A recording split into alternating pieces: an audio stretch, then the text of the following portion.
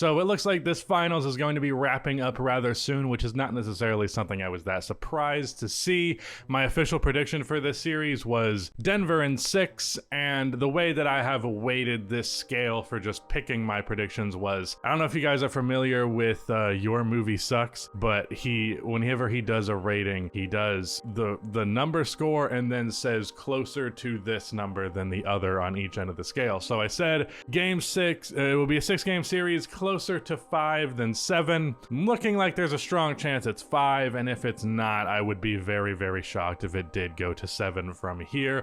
Although, of course, as I highlighted heavily in a recent main channel video, Miami does have a strong tendency to persevere through hardship, and being down 3-1 is about as much hardship as you can feasibly run into and still come back from. That said, Denver is a team that in 2020 made 2 3-1 comebacks in the same playoff run, something that I think is not mentioned enough.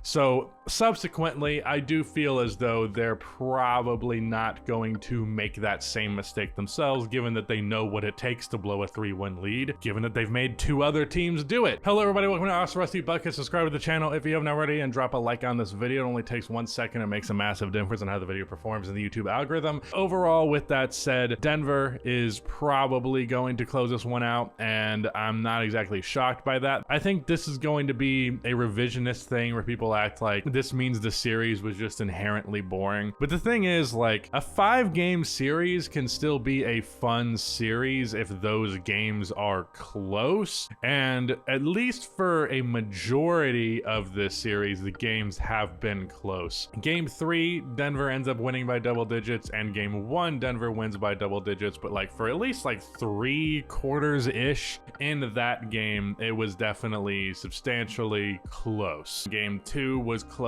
with Miami winning by 3, of course. That was a very thrilling game. And then today's game was relatively close, and it looked like Miami had a strong chance to close this one out, given, of course, that Nikola Jokic had 5 fouls in the 4th quarter.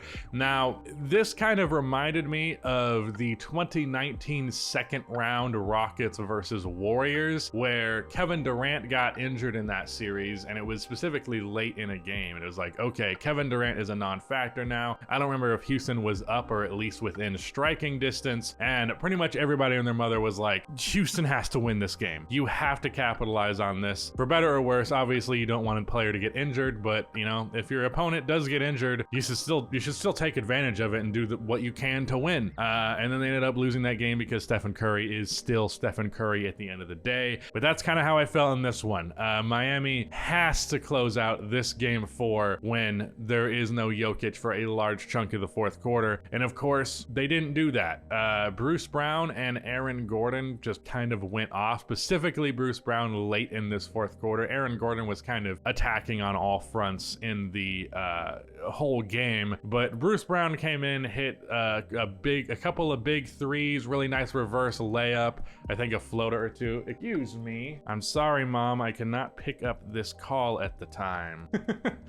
Yeah, Bruce Brown, electric 4th quarter. And for Miami, man, their offense, it just doesn't have enough juice. This is the thing that I've been saying about Miami throughout this entire thing. Like, they just simply, there's no way, excuse you, there's simply no way that Miami can outscore Denver. Even if Miami does do a good job defensively, which I'd say for a large percentage of this game, they in fact did that. Nikola Jokic probably had his worst game of the entire playoffs, and I actually received a text from my dad, who, depending on the day, knows ball or maybe doesn't just because he's old, but he texted me, I do find it funny that the quiet Jokic game is 23, 12, and 4 with 3 steals and 3 blocks.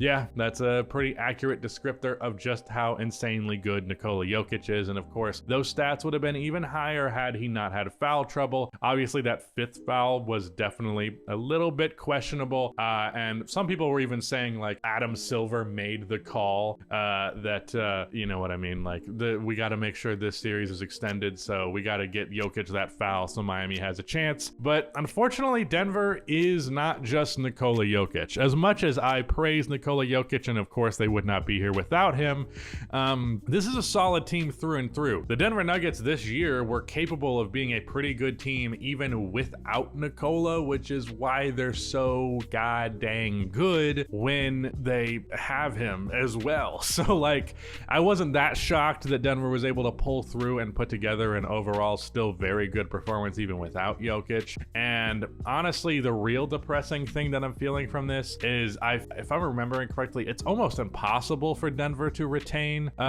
Bruce Brown, which would really blow because he has been so pivotal for them off of the bench. Overall, the bench depth for Denver has been a little questionable. Jeff Green is all right. He doesn't really stand out one way or the other. And Christian Brown, he is also has his moments on defense and can finish really well, but without the floor spacing, much playmaking, he has like limitations to him. Bruce Brown has been the sixth man of the playoffs for sure, no doubt about that. Unless does Caleb Martin come off of the bench, but even then, I think Bruce Brown's probably been more impactful overall than Caleb Martin, even though of course Caleb Martin had that insane Eastern Conference Finals. He was also more impactful in this one, just as he was in Game 3, whereas he was a no-show for the first two games. Speaking of no-shows, Max Strus, I don't know which one it is has been terrible in this series. He's shooting, I believe when I looked, 16% from the field and 19% from three. Michael Porter Jr. also continues to struggle significantly in this series. That's another reason why the impact of Bruce Brown is so significant, because they kind of needed someone to fill that void.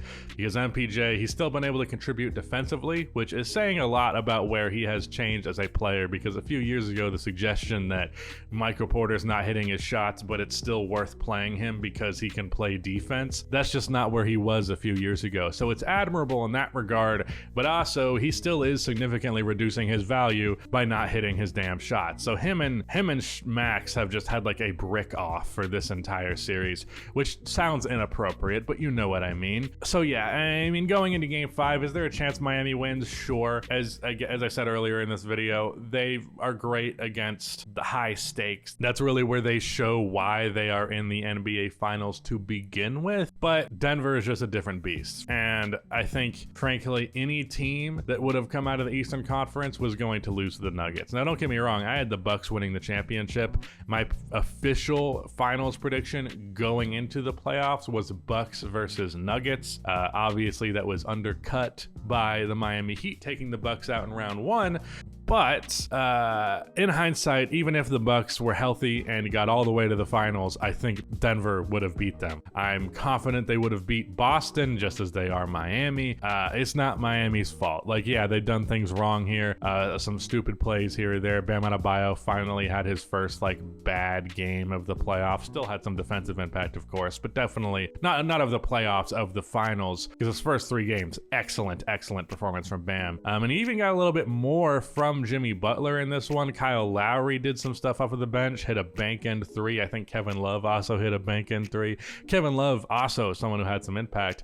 But overall, I think Miami got to just like 92 points. Like, even with contributions from guys who are not contributing regularly, it's just, there's just not enough offense. There just is not. I know there is the rumor of Damian Lillard to Miami. He explicitly said himself that Miami's like where he would like to be if he was traded. And I think he's frankly exactly what they need, because they can still have that defensive impact. Jimmy can still do Jimmy things while Dame is doing stuff off ball. And then of course, when they need a guy that can just get a bucket out of nothing, Damian Lillard's one of the best in the league at doing that. So yeah, that's really, I would put all my cards on that if I was Miami. Otherwise, I'm not entirely sure what they can do. I understand Tyler Hero has been out and he obviously provides some creation for them and some shooting for them, but I also think he's a significant defensive liability, and his consistency in the playoffs when it comes to his offense has been, well, rather lackluster. So given all of those factors, I do think that Tyler Hero is probably not the solution to Miami's problems. He would definitely help, but he would not solve it at large.